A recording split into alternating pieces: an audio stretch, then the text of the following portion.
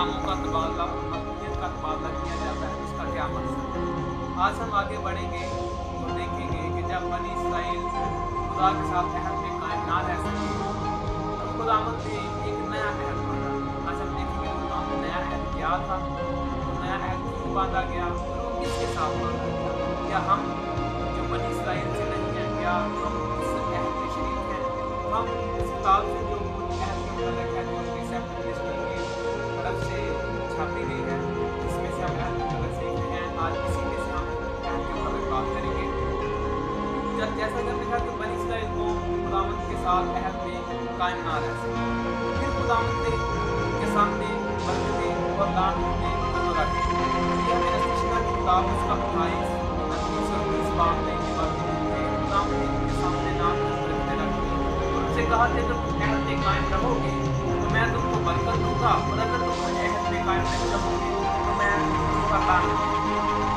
जब वो अहद में कायम ना रह सके तो फिर जरूरत थी कि उन लोगों के लिए जो मुसीबत ज़दा उनके साथ एक नया अहद बांधा जाए।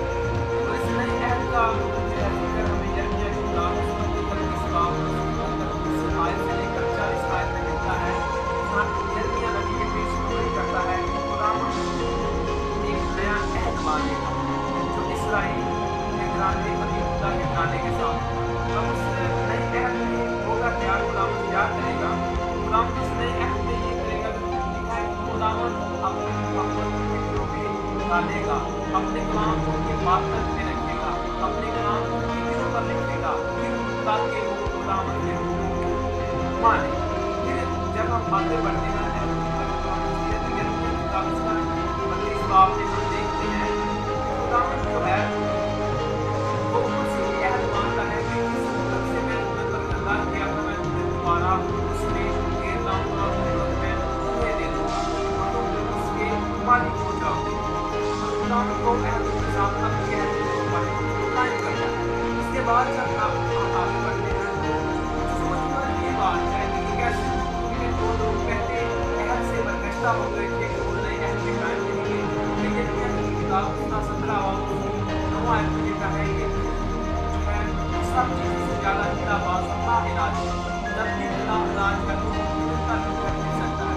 फिर खुदावंद ने क्या किया कि जब इसलिए जवाब बताता है इसलिए उसका 11 बाब 13 से 19 में खुदावंद लिखता है कि वो क्या करेंगे। खुदावंद उनका दिल जो है पत्थर के टुकड़े से निकाल देगा और वो 3 दिन में डाल देगा। क्यों? ताकि वो खुदावंद के हुक्मों को माने। खुदावंद अपने काम उनके दिलों में डालेगा ताकि वो खुदा का खौफ उनके दिलों में डालेगा ताकि वो खुदावंद के साथ कायम रहे, उसके हुक्मों पर चलते रहे। ये बात फिर जाके उसकी किताब उसका 26 बाब उसकी 24 से 28 आयत में लिखी है कि खुदावंद उस अहद को याद करता है जो उसने इब्राहीम के साथ बांधा था। खुदावंद उनसे कहता है कि मैंने जो अहद मेरे बाप दादा से बांधा था इस मुल्क का मैं तुम्हें दूंगा, इस मुल्क में आराम पाओ। अब सोचने वाली बात यह है कि ये तो नया अहद हो गया इसराइल के साथ, तो क्या हम गैर होते हुए इस अहद में शरीक हैं? अगर हैं तो किस तरह शरीक हैं? जब यीशु मसीह को भेजा गया के बाद उसका पहला वापसी कहती है उसका 15 वापसी जो कि साहित्य में ये बात मिलती है कि खुदावंद ने यीशु मसीह को लिखा है कि अपनों के पास भेजा गया, अपने घराने के पास आने के लिए उन्होंने इसे कबूल ना किया और गैर विश्वासियों के खातिर यीशु लिखता है कि गैर कौम वाले अहद से ना वाकिफ थे। तो फिर हम अहद में कैसे शरीक हो सकते हैं? तो ये हमें मिलता है इफ्सियों की किताब का खत उसका 2 बाब उसके 13 से लेकर 22 आयत का अगर हम मुताबिया करें तो लिखा है कि हम यीशु के खून के बायस उस नए अहद में शरीक हैं। हम यीशु के खून के बायस उस नए अहद में शरीक हैं। यीशु मसीह ने सलीब पर जान देकर उस दीवार को ढा दिया जो हम यहूदियों से जुदा करती थी, हम शरीयत से जुदा करती थी। हम उसके खून के वसीला से इस नए अहद में शरीक हैं। हम उसके खून के वसीला से इस पाक अहद में शरीक हैं जो खुदा उनके साथ बांधा गया। अब हासिल काम में ये मिलता है कि हम जब खुदा के साथ उसके खून के वसीला से